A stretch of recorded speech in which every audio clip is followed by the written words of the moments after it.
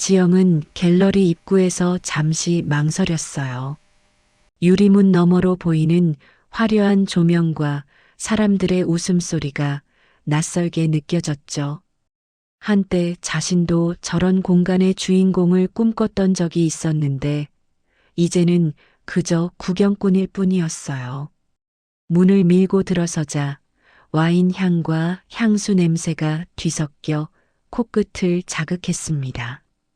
벽에 걸린 그림들은 하나같이 값비싼 액자 속에 담겨 있었어요. 지영은 그림보다 사람들의 옷차림을 먼저 훑어봤죠. 자신의 소박한 베이지색 재킷이 갑자기 초라하게 느껴졌습니다. 지영아, 익숙한 목소리가 등 뒤에서 들려왔어요. 지영이 돌아보니 환한 미소를 띤 여자가 두 팔을 벌리고 다가오고 있었습니다. 순간 지영의 눈이 커졌어요. 수진이었습니다. 명품 향수 냄새가 진하게 풍기며 지영을 껴안았죠. 지영은 어색하게 수진의 등을 토닥이며 25년 전 대학 시절을 떠올렸어요. 같은 화실에서 물감 냄새를 맡으며 밤새 그림을 그리던 그때 수진은 지금처럼 화려하지 않았습니다. 오히려 촌스러운 청바지에 물감 묻은 티셔츠를 입고 다니던 소녀였죠. 수진은 지영의 손을 잡으며 위아래로 훑어봤어요. 그 시선이 평가하듯 느껴져 지영은 괜히 재킷 단추를 만졌습니다. 수진의 손목에는 값비싼 시계가 채워져 있었고 목에는 진주 목걸이가 걸려 있었어요. 수진은 명함을 꺼내 지영에게 건넸습니다. 반짝이는 금박 로고가 찍힌 고급스러운 명함이었어요. 예진 인테리어 디자인 대표 김수진이라는 글자가 또렷했죠. 지영은 명함을 받아들고 한참을 들여다봤습니다. 수진은 자신이 인테리어 회사를 운영한다며 자랑스럽게 말했어요.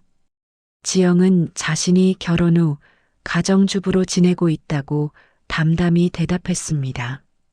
남편이 중소기업을 운영한다는 말에 수진의 눈빛이 순간 날카로워졌어요. 질문이 쏟아졌습니다. 회사 규모, 직원 수, 매출 규모. 지영은 대충 얼버무리며 대답했지만 수진의 관심은 식지 않았어요. 수진은 혹시 남편 회사에 리모델링이 필요하면 자신에게 연락하라며 적극적으로 제안했습니다. 지영은 잠깐 망설였지만 거절할 이유가 없었죠. 두 사람은 전화번호를 주고받았어요. 갤러리를 나서며 지영은 뒤돌아봤습니다.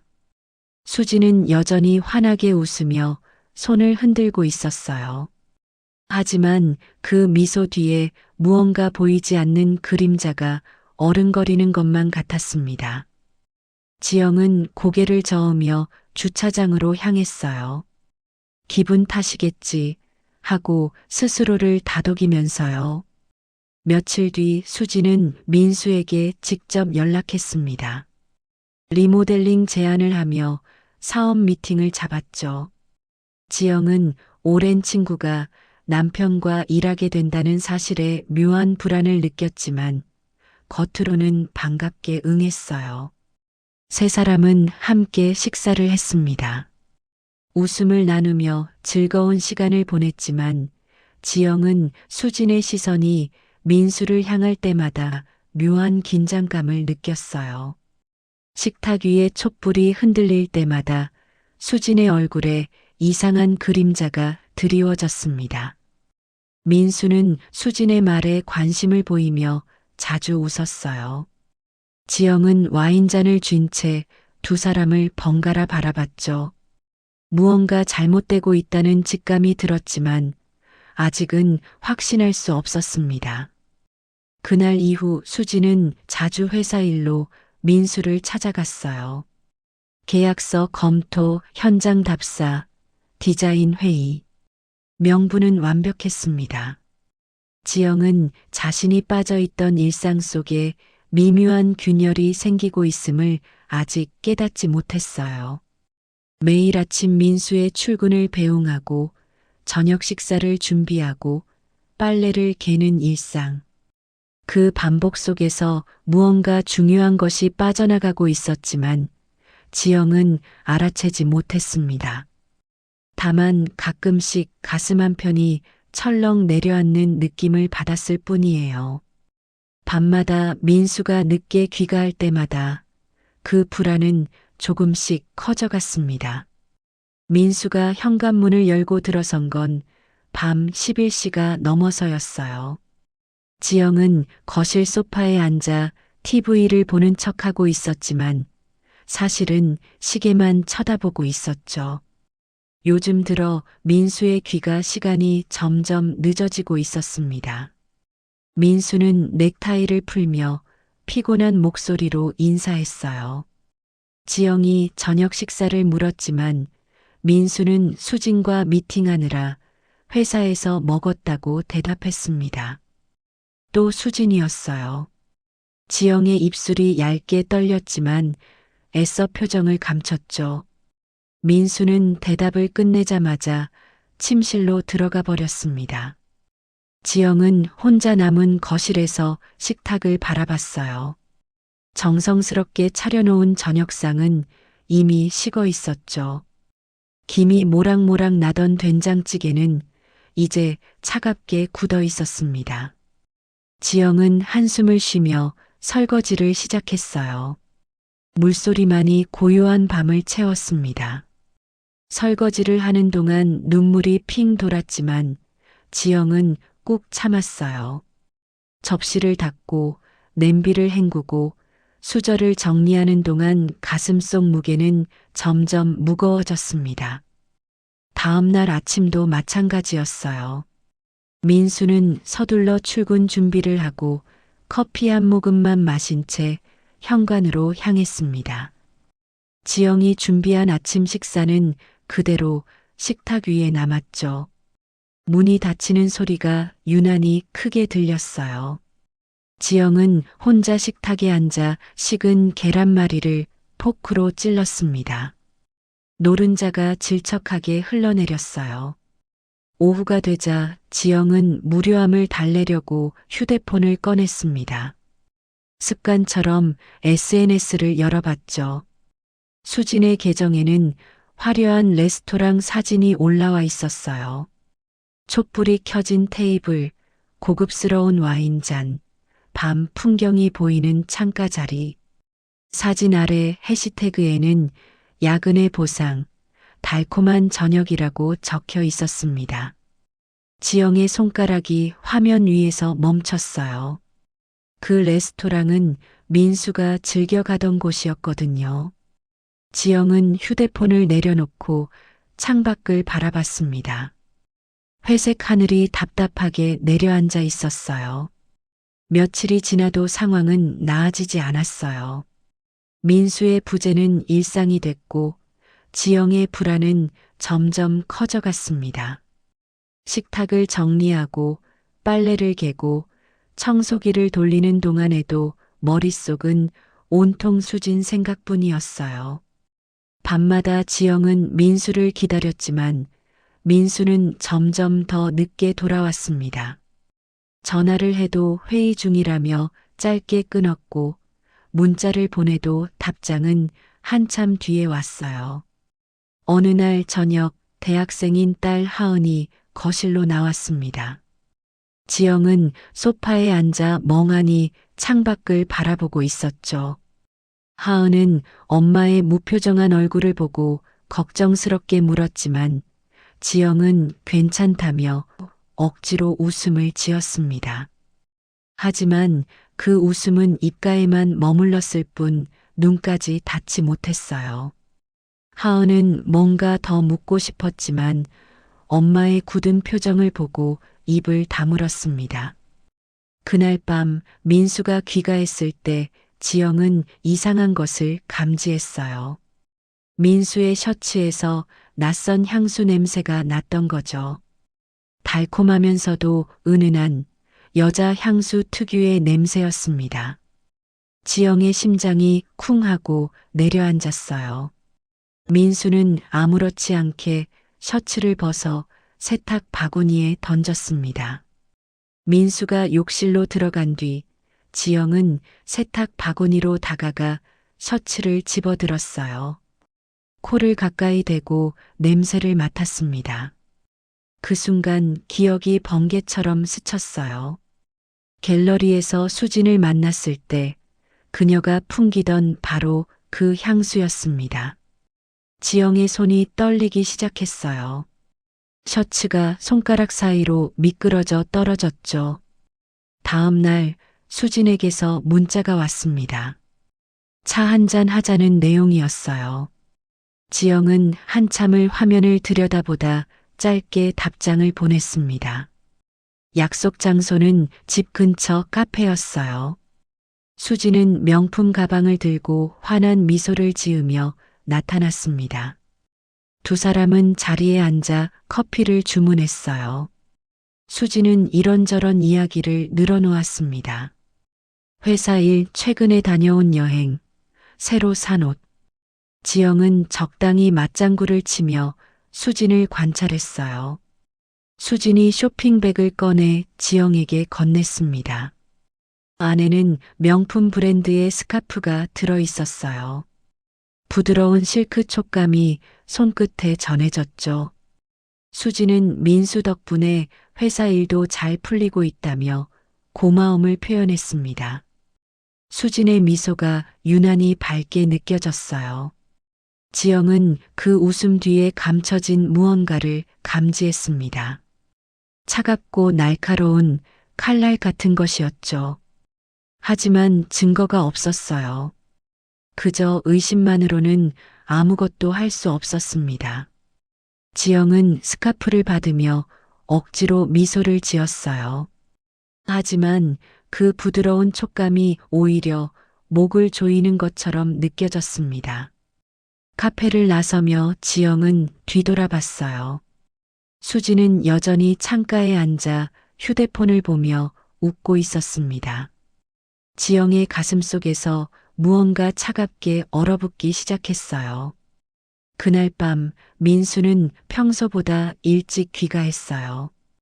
피곤한 얼굴로 소파에 앉아 TV를 켰죠. 지영은 부엌에서 설거지를 하며 민수의 뒷모습을 바라봤습니다. 언제부터 저렇게 멀어진 걸까요? 같은 공간에 있어도 다른 세상에 사는 것 같았어요. 민수가 먼저 씻겠다고 하며 욕실로 들어갔습니다. 물소리가 욕실에서 들려오기 시작했죠. 샤워기 물줄기가 바닥을 두드리는 소리가 규칙적으로 울렸습니다. 지영은 설거지를 마치고 수건으로 손을 닦았어요. 그리고 무심코 침실로 들어갔습니다. 민수의 재킷이 침대 위에 놓여 있었죠. 지영은 재킷을 집어 옷장에 걸려고 했어요. 그런데 주머니에서 뭔가 딱딱한 것이 만져졌습니다. 잠시 망설이다가 지영은 주머니 속으로 손을 넣었어요. 작은 휴대폰이 나왔습니다.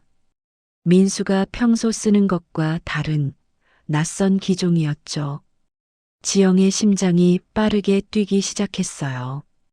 욕실에서는 여전히 물소리가 들렸습니다. 지영은 재빨리 휴대폰 화면을 켰어요. 잠금 장치가 없었습니다. 화면에 메시지 알림이 떠 있었죠. 수진이라는 이름이 보였어요. 손가락이 저절로 움직여 갤러리 앱을 열었습니다. 그리고 지영의 숨이 멎었어요. 사진들이 줄지어 나타났습니다. 민수와 수진이 함께 찍은 사진들이었죠. 레스토랑에서, 호텔 로비에서, 어느 해변에서. 스크롤을 내릴수록 사진은 더 많았어요. 지영의 손이 떨렸습니다. 한 장의 사진 앞에서 완전히 멈췄어요. 석양이 지는 바닷가였습니다. 민수와 수진이 손을 꼭 잡고 서 있었죠. 수진은 민수의 어깨에 머리를 기댄 채 환하게 웃고 있었어요. 민수의 얼굴에도 지영이 본 적 없는 부드러운 미소가 걸려 있었습니다. 눈물이 핸드폰 화면 위로 똑 떨어졌어요. 지영은 급히 손등으로 눈물을 닦았습니다. 하지만 눈물은 멈추지 않았죠. 또르르 또르르 화면 위로 흘러내렸어요. 물소리가 멈췄습니다. 지영은 화들짝 놀라 재빨리 휴대폰을 원래대로 주머니에 넣었어요.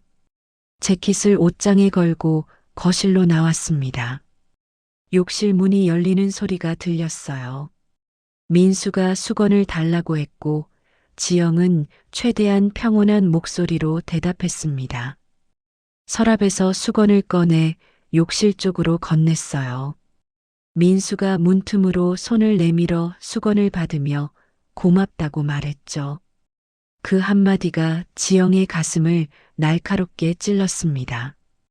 고맙다는 말이 이렇게 공허하게 들릴 수도 있다는 걸 처음 알았어요. 지영은 거실로 나와 소파에 주저앉았습니다. 두 손으로 얼굴을 감쌌어요. 소리 없이 울음이 터져 나왔죠. 어깨가 들썩였지만 소리는 내지 않았습니다. 민수가 들을까봐 입을 꽉 다물었어요. 눈물이 손가락 사이로 흘러내렸습니다. 며칠이 지났어요. 지영은 아무렇지 않은 척 일상을 이어갔습니다. 아침에 밥을 차리고 빨래를 널고 청소를 했죠. 민수가 출근할 때 현관까지 따라 나가 인사했어요. 민수는 여전히 대수롭지 않게 대답하고 떠났습니다. 지영은 닫힌 문을 한참 바라보다가 천천히 입가에 차가운 미소를 띄웠어요. 회사 근처 카페에서 지영은 우연을 가장해 민수의 비서 정은을 만났습니다. 정은은 5년째 민수의 비서로 일하던 젊은 여직원이었어요. 두 사람은 자리에 앉아 가벼운 대화를 나눴습니다. 지영은 조심스럽게 회사 분위기를 물었어요. 정은은 별 생각 없이 이런저런 이야기를 늘어놓았죠. 요즘 사장님이 수진과 미팅을 자주 한다는 말도 나왔습니다. 정은은 잠시 뜸을 들이더니 조심스럽게 덧붙였어요. 분위기가 좀 이상하다고, 그냥 업무 관계 같지 않다고. 지영은 금방 미소를 지으며 손을 저었습니다. 정은은 괜한 말을 한 것 같다며 미안해했어요. 카페를 나서며 지영은 입술을 깨물었습니다. 이제 확신이 섰어요. 더 이상 의심이 아니었죠. 지영은 그날 밤 노트북을 켰습니다. 인터넷에 예진 인테리어 디자인을 검색했어요. 회사 홈페이지가 나타났고 지영은 구석구석 살펴봤습니다. 사업자 등록번호, 대표 이름, 회사 연역. 모든 정보를 메모장에 꼼꼼히 적어 내려갔어요. 새벽까지 컴퓨터 앞에 앉아 있었습니다. 수진의 회사 실적, 거래처, 정보, 최근 프로젝트 내역. 검색할 수 있는 모든 자료를 모았어요. 그러다 흥미로운 것을 발견했죠. 수진의 회사는 겉으로 보기엔 화려했지만 실상은 부채가 많았습니다. 과도한 확장, 밀린 급여, 지연되는 프로젝트. 겉과 속이 다른 회사였어요. 지영의 눈빛이 차갑게 가라앉았습니다. 그녀는 파일을 저장하고 노트북을 닫았어요. 창밖으로 동이 트기 시작했죠. 새로운 날이 밝아오고 있었지만 지영의 마음속은 깊은 어둠으로 가득했습니다. 복수는 그렇게 조용히 차갑게 시작됐어요. 지영은 며칠 동안 수진의 회사를 철저히 조사했어요. 인터넷에 떠도는 정보들을 하나하나 모았고 관련 기사들을 스크랩했습니다. 예진 인테리어는 최근 2년간 급성장한 회사였지만 내부는 부실했어요. 과도한 확장으로 인한 대출, 밀린 직원 급여, 지연되는 프로젝트들. 겉으로는 화려했지만 속은 텅 빈 껍데기였죠. 지영은 수첩에 정보를 정리하기 시작했습니다. 수진의 주요 거래처, 투자자 명단, 진행 중인 프로젝트 리스트, 빈틈없이 기록해 나갔어요. 그러던 중 한 가지 중요한 사실을 발견했습니다. 수진의 회사 회계 담당자가 최근 퇴사 의사를 밝혔다는 구인 공고였죠. 며칠 뒤 지영은 그 회계 담당자 김희정의 연락처를 알아냈어요. 직접 전화를 걸어 만남을 제안했습니다. 희정은 잠시 망설였지만 결국 응했어요. 조용한 카페에서 두 사람은 마주 앉았습니다. 희정은 30대 초반으로 보이는 여자였어요. 피곤한 얼굴에 어두운 다크서클이 눈에 띄었죠. 지영은 가방에서 봉투 하나를 꺼내 테이블 위에 놓았어요. 그리고 조용히 말을 꺼냈습니다. 자신이 수진에게 개인적으로 해결할 일이 있다고, 도움이 필요하다고, 희정이 회사에서 급여를 제때 못 받고 있다는 것도, 회사 장부가 깨끗하지 않다는 것도 알고 있다고 말했어요. 희정의 얼굴이 새하얗게 질렸습니다. 지영은 봉투를 희정 쪽으로 밀었어요. 안에는 현금이 들어 있었습니다. 밀린 급여 일부라고 생각하라고, 도움을 준다면 더 줄 수도 있다고 말했죠. 희정은 한참을 고민했습니다. 손가락으로 탁자를 두드리며 깊은 생각에 빠졌어요. 지영은 서두르지 않고 조용히 기다렸습니다. 결국 희정은 고개를 끄덕였어요. 일주일 뒤 지영은 희정으로부터 USB를 받았습니다. 그 안에는 수진의 회사가 저지른 온갖 부정 내역이 담겨 있었어요. 허위 세금 계산서, 이중 장부, 횡령 기록. 지영은 USB를 책상 서랍 깊숙이 숨겼습니다. 다음 단계는 민수의 회사 거래처였어요. 지영은 민수의 주요 고객사 명단을 확인했습니다. 그중 몇 군데는 수진과도 거래하는 회사들이었죠. 지영은 익명의 이메일 계정을 만들었어요. 그리고 각 거래처 구매 담당자들에게 조심스럽게 메일을 보냈습니다. 예진 인테리어의 부실 경영과 계약 불이행 위험성에 대한 내용이었어요. 구체적인 증거는 첨부하지 않았지만 충분히 의심을 살 만한 정보들을 담았습니다. 며칠이 지나자 효과가 나타나기 시작했어요. 수진의 회사로 예정됐던 투자금 중 일부가 보류됐습니다. 새로운 프로젝트 계약도 취소됐죠. 지영은 조용히 그 소식들을 모니터링했어요.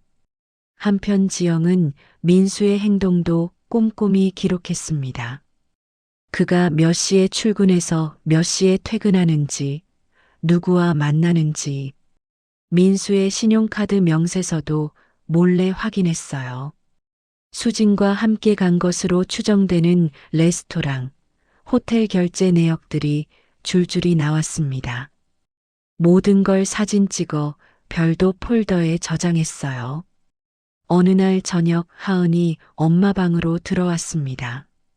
요즘 뭐 하는 거냐고 물었어요. 지영은 중요한 일을 하고 있다며 조금만 기다려달라고 말했습니다. 하은은 더 묻지 않고 엄마를 꼭 안아줬어요. 지영은 딸의 품에 안긴 채 눈을 감았습니다. 이 모든 게 끝나면 딸에게 떳떳한 엄마가 될 수 있을까요?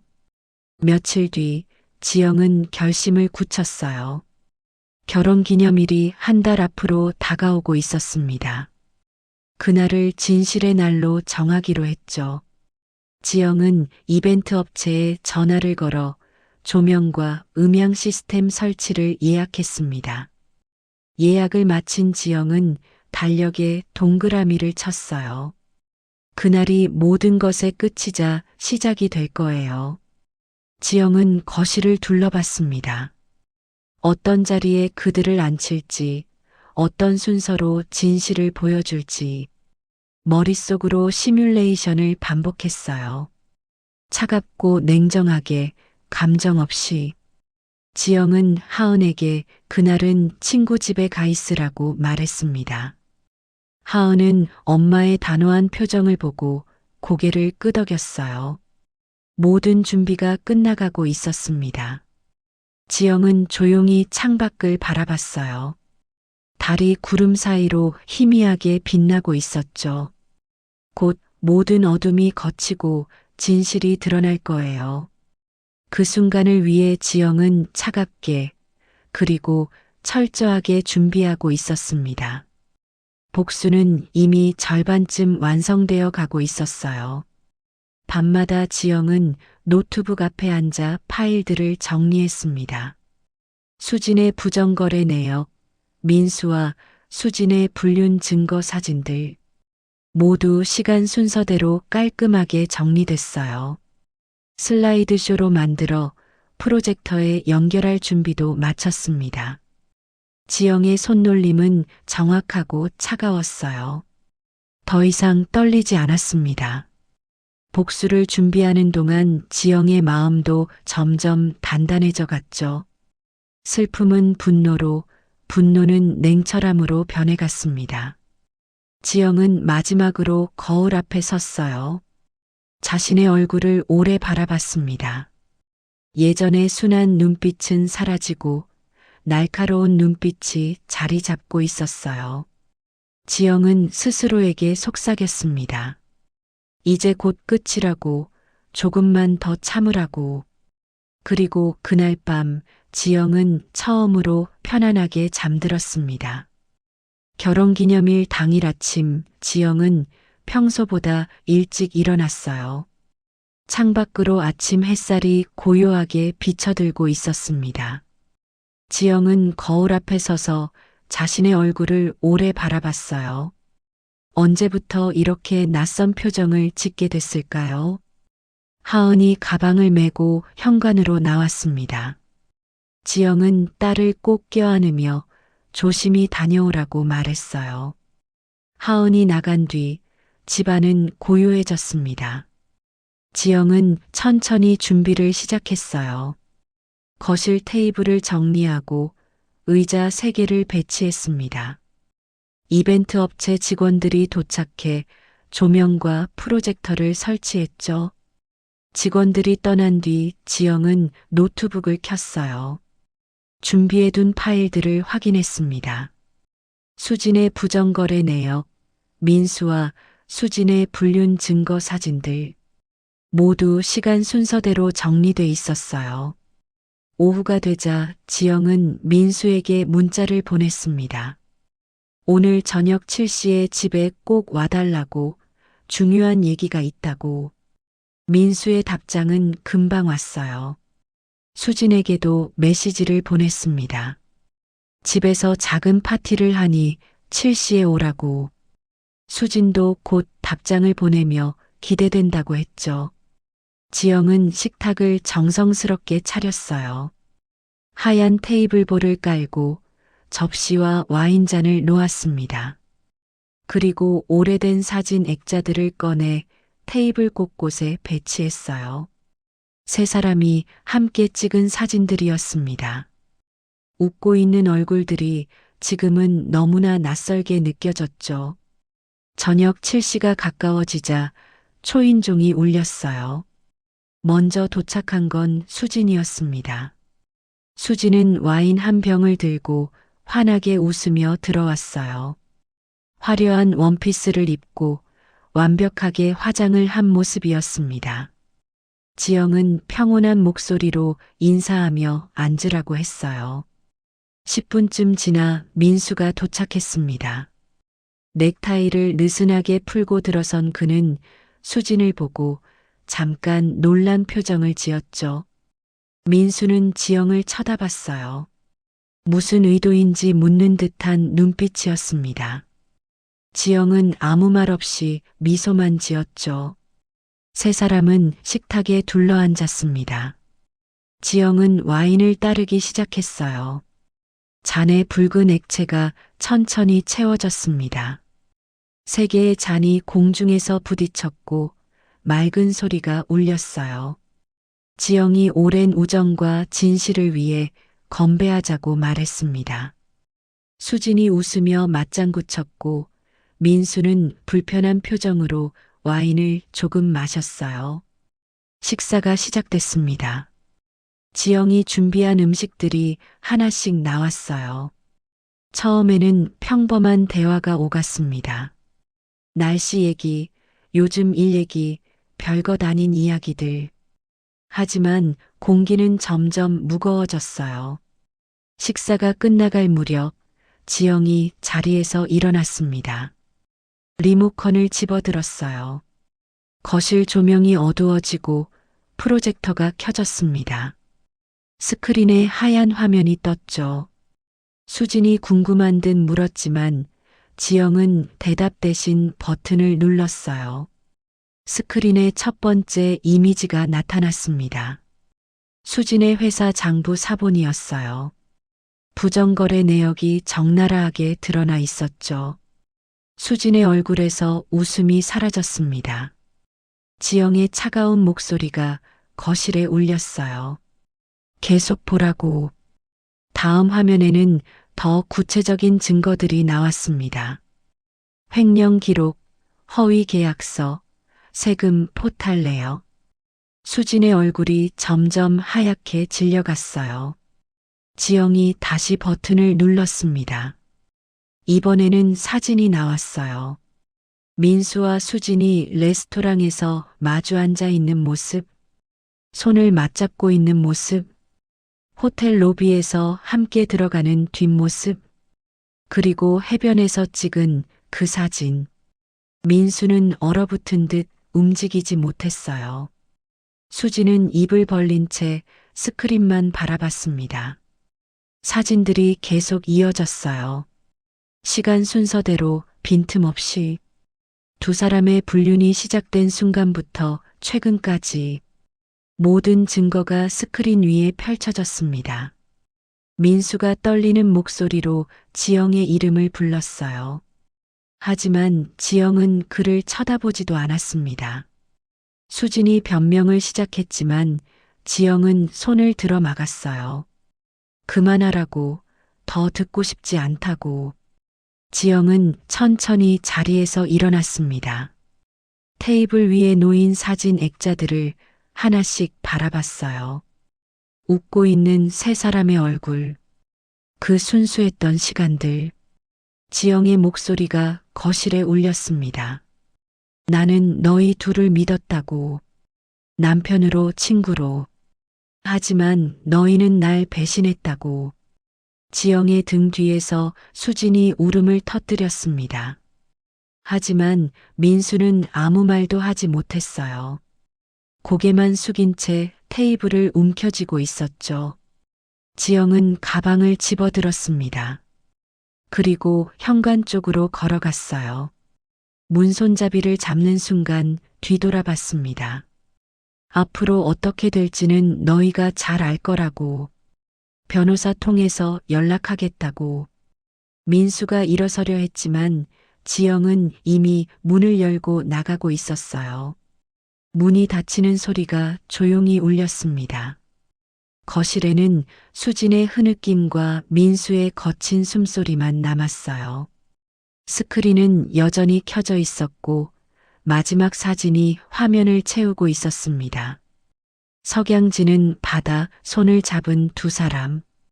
그 행복해 보이던 순간이 이제는 저주처럼 느껴졌죠. 유리잔이 바닥에 떨어져 산산조각 났습니다. 와인이 하얀 테이블보 위로 붉게 번져갔어요. 마치 피처럼. 밖으로 나온 지영은 차가운 밤 공기를 마셨습니다.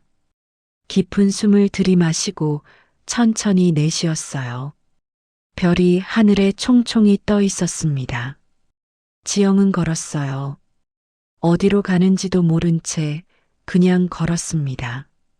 복수는 끝났지만 마음은 여전히 무거웠어요.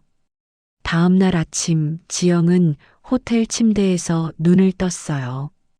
어젯밤 집을 나온 뒤 근처 호텔에 방을 잡았었죠. 창밖으로 아침 햇살이 들어왔지만 지영의 마음은 여전히 어두웠습니다. 휴대폰을 확인하니 민수에게서 온 부재중 전화가 23통이었어요. 문자 메시지도 수십 개였죠. 하지만 지영은 하나도 확인하지 않았습니다. 그 시각 수진의 회사에는 세무조사팀이 들이닥쳤어요. 직원들은 갑작스러운 상황에 당황했습니다. 서류들이 압수되고 컴퓨터가 봉인됐죠. 수진은 창백한 얼굴로 조사관들을 바라봤어요. 조사관이 장부를 보여달라고 했지만 수진은 제대로 대답하지 못했습니다. 머릿속이 하얗게 변했어요. 어제 지영이 보여줬던 그 자료들이 떠올랐죠. 오후가 되자 수진의 회사 계좌가 동결됐습니다. 은행에서 온 통지문을 받아든 회계팀은 패닉에 빠졌어요. 이번 달 급여 지급이 불가능하다는 보고가 올라왔습니다. 직원들이 대표실 앞에 모여들었지만 수진은 아무 대답도 할 수 없었어요. 사무실 구석에 앉아 머리를 감싸쥐고 있었습니다. 한편 민수의 회사에도 파장이 일었어요. 주요 거래처 3곳에서 연락이 왔습니다. 비서 정은이 사장실로 들어와 긴급하다고 전했죠. 민수가 전화를 받자 차가운 목소리가 들렸어요. 이번 계약건은 보류해야 할 것 같다고. 전화가 끊어졌습니다. 민수는 멍하니 수화기를 내려놓았어요. 곧이어 다른 거래처에서도 비슷한 연락이 왔죠. 계약 취소, 거래 중단. 하나둘씩 무너져 내리고 있었습니다. 점심시간이 되자 직원 식당에서 소문이 퍼지기 시작했어요. 사장님이 인테리어 회사 대표와 불륜관계라는 소문. 사모님이 알아챘다는 소문. 수군거리는 소리가 여기저기서 들렸습니다. 민수는 사장실에 갇혀 나오지 않았어요. 책상 위에는 지영이 보낸 변호사 사무실 명함이 놓여 있었습니다. 며칠이 지나자 상황은 더욱 악화됐어요. 수진의 회사는 세무조사 결과 거액의 추징금을 부과받았습니다. 투자자들은 투자금 회수를 요구했고 직원들은 하나둘 사표를 냈죠. 텅 빈 사무실에 수진 혼자 남았어요. 한때 직원 20명이 북적이던 공간이 이제는 유령의 집 같았습니다. 책상 위에 쌓인 고지서들을 바라보며 수진은 울음을 터뜨렸어요. 민수도 비슷한 처지였습니다.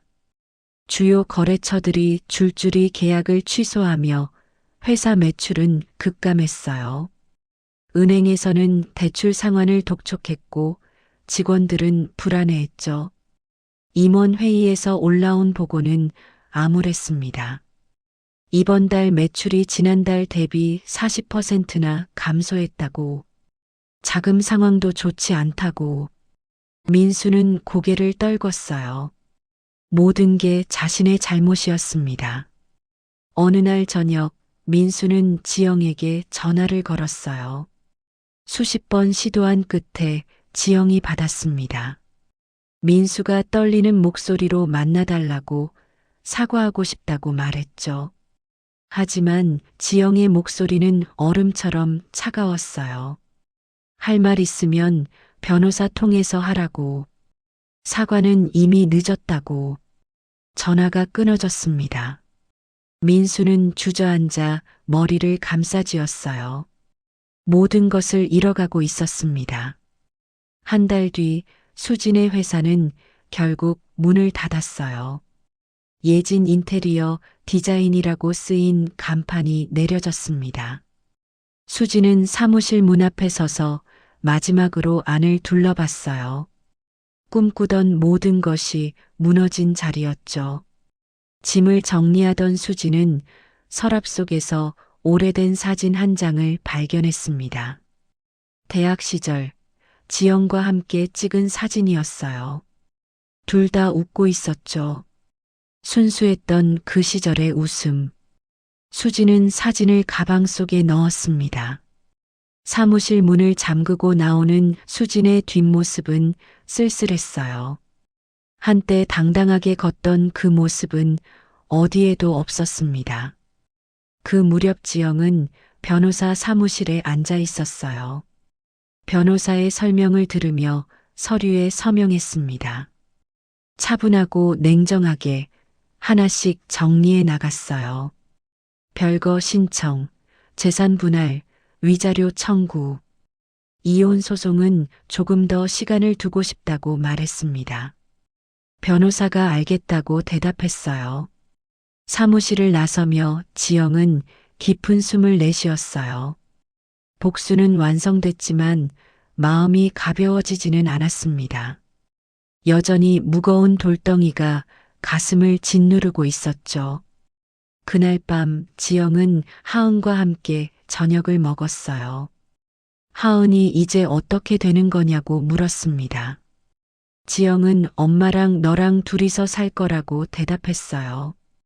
아빠는 아빠대로 살아갈 거라고. 우리는 우리대로. 하은은 더 묻지 않고 엄마의 손을 꼭 잡아줬습니다. 며칠 뒤 지영은 오랫동안 닫아뒀던 작업실 문을 열었어요. 먼지가 수북이 쌓인 캔버스들이 구석에 세워져 있었습니다. 지영은 하얀 캔버스 하나를 꺼내 이젤 위에 올렸어요. 붓을 집어들고 물감을 짜냈습니다. 검은색이 먼저 캔버스를 채웠어요. 그 위로 붉은색이 번져갔습니다. 격렬하게, 거칠게. 지영의 손이 쉬지 않고 움직였죠. 그림을 그리는 동안 눈물이 흘러내렸어요. 하지만 붓은 멈추지 않았습니다. 슬픔도 분노도 모든 감정이 캔버스 위에 쏟아졌어요. 해가 지고 어둠이 내렸을 때 지영은 붓을 내려놓았습니다. 캔버스 위에는 형체를 알 수 없는 소용돌이가 그려져 있었어요. 검은색과 붉은색이 뒤엉켜 격렬하게 움직이는 듯한 그림. 지영은 그림을 바라보며 긴 숨을 내쉬었습니다. 복수는 끝났지만 치유는 아직 시작되지 않았어요. 석 달이 지났습니다.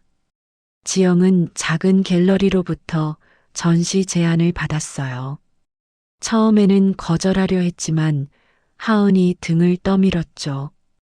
결국 지영은 승낙했습니다. 그리고 석 달 동안 그린 작품 12점을 준비했어요.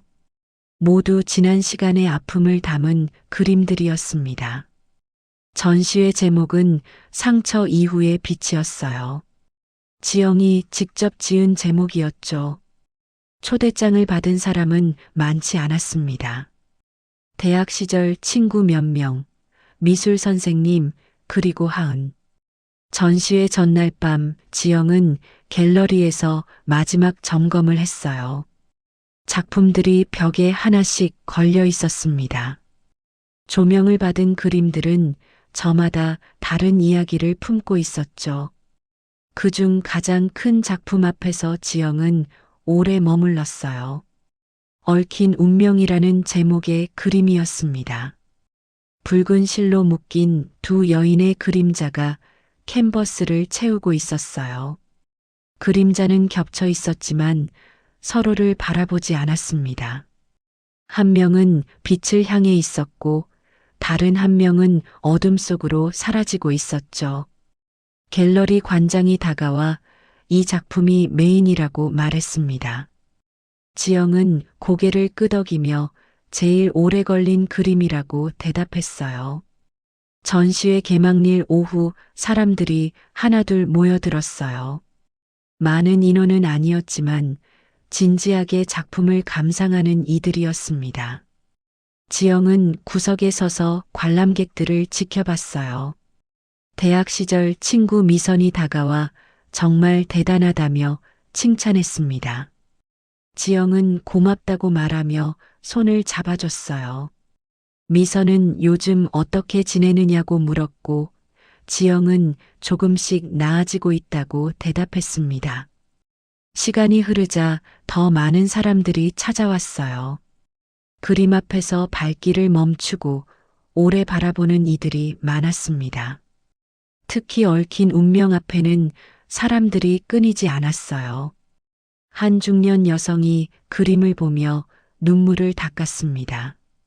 젊은 남자는 한참을 서서 그림을 응시했어요.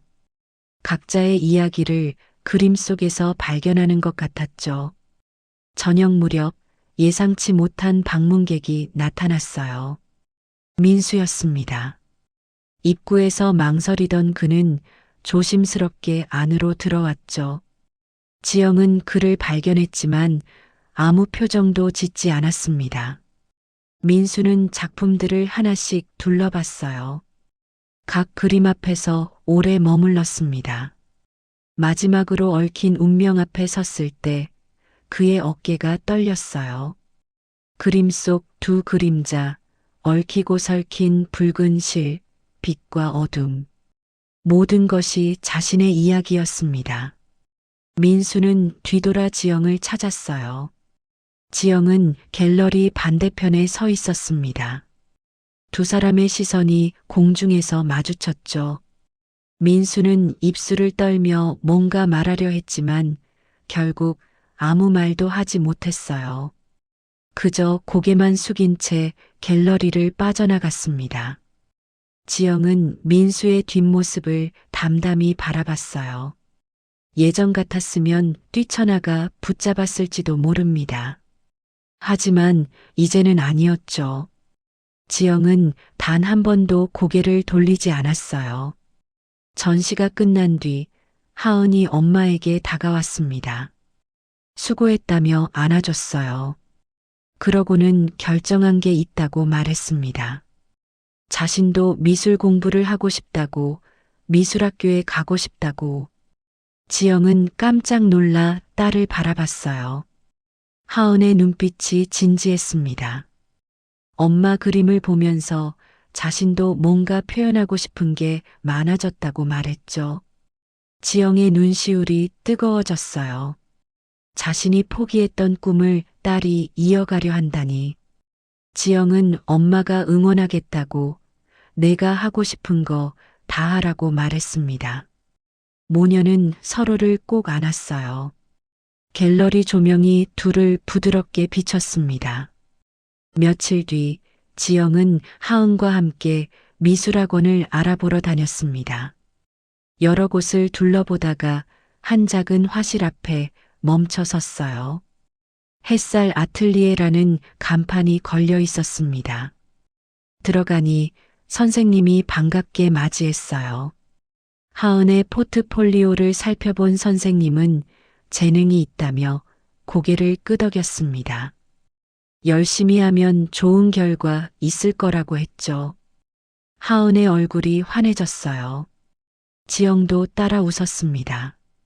상담을 마치고 나오는 길 지영은 문득 화실 창문을 통해 안을 들여다봤어요. 학생들이 캔버스 앞에 앉아 열심히 그림을 그리고 있었습니다. 물감 냄새가 창틈으로 새어나왔죠. 그 순간 지영은 자신의 대학 시절을 떠올렸어요. 수진과 함께 밤새 그림을 그리던 그때, 순수하고 아름다웠던 시간들. 하지만 이제 그 기억은 아프지 않았습니다. 하은이 왜 그러냐고 물었고 지영은 그냥 옛날 생각이 났다고 대답했어요. 좋은 생각이냐는 딸의 물음에 지영은 고개를 끄덕였습니다. 집으로 돌아오는 길 지영은 창가에 비친 햇살을 봤어요. 따뜻한 오후의 빛이었습니다. 세상은 여전히 차갑고 험난했지만 빛은 여전히 존재했어요. 그날 저녁 지영은 작업실에 들어가 새 캔버스를 폈습니다. 이번에는 검은색이 아니었어요. 하얀 물감을 붓에 묻혔죠. 그리고 천천히 첫 획을 그었습니다. 부드럽고 조심스러운 선. 아직 형태는 정해지지 않았지만 분명 무언가 시작되고 있었어요. 상처 이후의 새로운 시작. 지영은 붓을 멈추고 창밖을 바라봤습니다. 별이 총총히 떠오르고 있었어요. 어둠 속에서도 빛나는 별들. 지영은 조용히 미소 지었습니다. 그리고 자신에게 속삭였어요. 이제 진짜 나로 살아야지. 그 말과 함께 붓이 다시 캔버스를 향했습니다. 하얀 물감이 부드럽게 번져갔어요. 새로운 이야기가 시작되고 있었습니다. 지영의 눈빛은 이제 고요하면서도 단단했어요. 창가에 비친 햇살 속에서 지영은 미소 지었습니다. 봄이 왔습니다. 지영은 이사를 준비하고 있었어요. 하은과 둘이서 살 작은 아파트를 계약했죠. 오래된 집을 정리하는 일은 생각보다 힘들었습니다. 20년 넘게 살았던 공간이었으니까요. 거실 장롱을 비우던 지영은 맨 아래 서랍을 열었어요. 오래된 앨범들이 쌓여 있었습니다. 먼지를 털어내고 하나씩 펼쳐봤죠. 결혼식 사진, 하은의 100일 사진, 가족여행 사진들. 한 장 한 장 넘길 때마다 추억이 되살아났어요. 행복했던 순간들, 웃었던 날들. 지금은 돌아갈 수 없는 시간들이었습니다. 앨범 사이로 낡은 봉투 하나가 떨어졌어요. 지영은 그것을 집어들고 펼쳤습니다. 안에는 오래된 사진 한 장이 들어 있었죠. 20년 전 대학 시절의 사진이었어요. 지영과 수진이 화실 앞에서 함께 찍은 사진. 둘 다 물감 묻은 앞치마를 입고 환하게 웃고 있었습니다.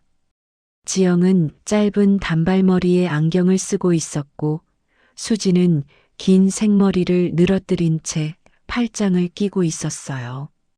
사진 뒷면에는 수진의 글씨로 이렇게 적혀 있었습니다. 우리 둘이 유명한 화가 되는 그날까지. 1998년 5월. 지영은 사진을 오래 들여다봤어요. 저 소녀들은 세상에 어떤 것도 모르고 있었죠. 배신도, 아픔도, 복수도. 그저 순수하게 꿈을 꾸고 있었을 뿐이었습니다. 눈물이 핑 돌았지만 흘러내리지는 않았어요. 지영은 천천히 미소를 지었습니다. 슬픈 미소도 원망하는 미소도 아니었어요. 그저 담담한 무언가를 받아들이는 표정이었죠. 지영은 사진 속 수진을 보며 조용히 말했어요. 너도 힘들었겠지. 처음으로 수진의 입장을 생각해 봤습니다. 열등감에 시달리며 늘 누군가와 비교당하며 살았을 그녀. 자신의 것이 아닌 다른 사람의 삶을 동경하며 괴로워했을 그녀. 물론 용서할 수는 없었어요. 배신은 배신이었고 상처는 여전히 남아 있었습니다. 하지만 지영은 깨달았어요. 복수의 완성보다 더 깊은 건 용서가 아니라 이해라는 것을. 지영은 책상으로 가서 펜을 들었습니다. 작은 편지지를 꺼내 천천히 글을 써내려갔어요. 수진에게 보내는, 아니 자신에게 보내는 편지였습니다. 우리가 처음 만났던 날, 함께 웃었던 시간들, 그리고 지금. 왜 이렇게 됐는지 완벽히 이해하지는 못하지만 각자가 각자의 방식으로 상처받고 있었다는 것. 복수는 끝났지만 승자는 없다는 것. 우리 모두 패자였다는 것. 이제는 놓아주려 한다는 것. 편지는 진심 어린 작별 인사로 끝났습니다. 편지를 다 쓰고 지영은 그것을 접었어요. 그리고 오래된 사진과 함께 새 봉투에 넣었습니다. 봉투 겉면에 안녕, 수진이라고 적었죠. 지영은 봉투를 들고 창가로 걸어갔어요. 창문을 열자 봄바람이 불어왔습니다. 따뜻하고 부드러운 바람이었어요. 봉투를 손에 쥔 채 한참을 서 있었어요. 보낼까 말까? 하지만 결국 지영은 봉투를 책상 서랍에 넣었습니다. 보내지 않기로 했어요. 이미 전한 것이나 마찬가지였으니까요. 글을 쓰는 것만으로도 마음이 가벼워졌습니다. 거실로 나온 지영은 벽을 둘러봤어요. 결혼 사진이 걸려 있던 자리, 가족 사진들이 있던 자리, 모두 비어 있었습니다. 새로 이사할 집에는 아무것도 걸지 않기로 했어요. 하얀 벽 그대로 두려고요. 하은이 방에서 나와 짐을 다 쌌다고 말했습니다. 지영은 내일 이사하면 새 출발이라고, 엄마는 괜찮다고 대답했어요. 정말로 괜찮다고. 하은은 엄마를 꼭 안아줬습니다. 지영도 딸을 안으며 눈을 감았어요. 이제 정말 괜찮을 거예요. 시간이 걸리겠지만 분명 괜찮아질 거예요. 그날 밤 지영은 마지막으로 집안을 걸었습니다. 거실, 주방, 침실, 작업실. 각 공간마다 추억이 서려 있었어요. 좋은 기억도, 나쁜 기억도. 작업실에 들어가 지영은 이젤 위의 캔버스를 바라봤어요. 며칠 전 시작한 그림이었습니다. 아직 완성되지 않았지만 윤곽은 드러나고 있었어요. 한 여자가 문을 열고 밖으로 나가는 그림. 뒤에는 어둠이, 앞에는 빛이 있었습니다. 지영은 붓을 들어 마지막 터치를 더했어요. 여자의 뒷모습에 하얀 빛을 더했습니다. 희망의 빛. 붓을 내려놓고 한 발짝 물러서서 그림을 봤어요. 완성됐습니다. 새로운 문이라고 제목을 붙이기로 했죠. 지영은 작업실 불을 끄고 나왔어요. 창밖으로 달이 밝게 떠 있었습니다. 구름 한 점 없는 맑은 밤하늘이었어요. 침대에 누워 지영은 천장을 바라봤습니다. 수많은 생각이 머릿속을 스쳐 지나갔어요. 과거, 현재, 미래. 그리고 조용히 속삭였습니다. 이제 진짜 나로 살아야지. 그 말이 공기 중에 흩어지고 고요가 찾아왔어요. 지영은 눈을 감았습니다. 평화로운 잠이 찾아왔죠. 새벽녘 창밖으로 첫 햇살이 비쳐들었어요. 새로운 날이 시작되고 있었습니다. 지영의 새로운 삶도 함께.